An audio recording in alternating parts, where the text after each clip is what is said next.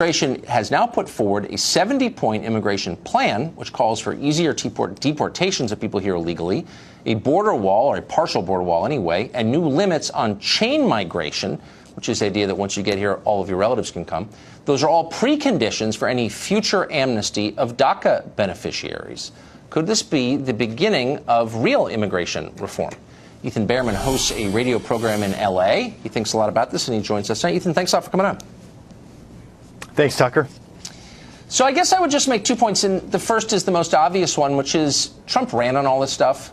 So it's not like, A, it's a surprise, or B, it hasn't already been ratified by voters. I mean, government's legitimacy comes from voters. Voters hear about something, they get to decide yay or nay. We just had an election about this.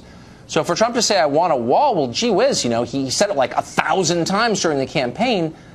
I'm not really sure why the Congress has the moral authority to deny something that voters want or said they wanted. See?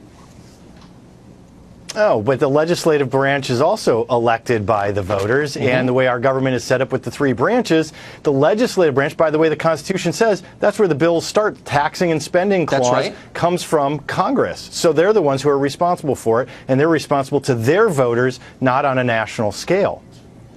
But, I mean, they act like, I can't believe a wall, it's so big. Well, here's what Congressman Luis Gutierrez, who actually is kind of an extremist, and I don't use that term very often, but I think he qualifies. Here's what he said about these 70 points, all of which you've heard before. But you haven't heard him say this. I think we have a graphic of this.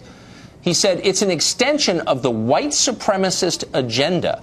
What they want to do is criminalize and delegitimize Latinos.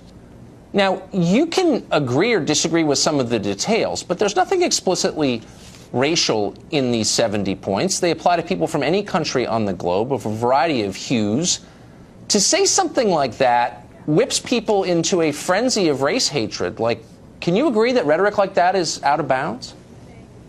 Well, that is a little beyond what I would say about the wall and the immigration plan and principles put forth by the White House. I would not go that far with it. But let's be honest, the vast majority of people who are here without proper documentation speak other languages, have darker skin.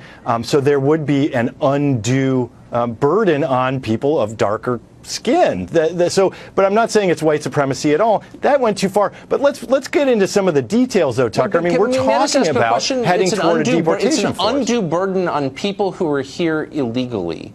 The missing ingredient in this recipe, and I keep thinking this, is what about Americans who are already here, a lot of whom are recent immigrants of different hues, by the way, members of minority groups making disproportionately less. They're more affected by this than I am, for example. What about them? I never hear anyone on the left mention American citizens and whether any of this is good or bad for them. Ever. I never hear that. Why? Well, we do know that it overall can be very good, especially here in California. We have entire industries dependent on some of these workers that would be impacted. That's why when we talk about implementing E-Verify, we have to have functioning work visa programs in place to not destroy the agriculture industry. For example, Tucker, if you like to eat lettuce, that's coming from California. That's coming from Monterey County. We need workers to pick the lettuce. We need workers to pick the strawberries. Americans aren't doing that job.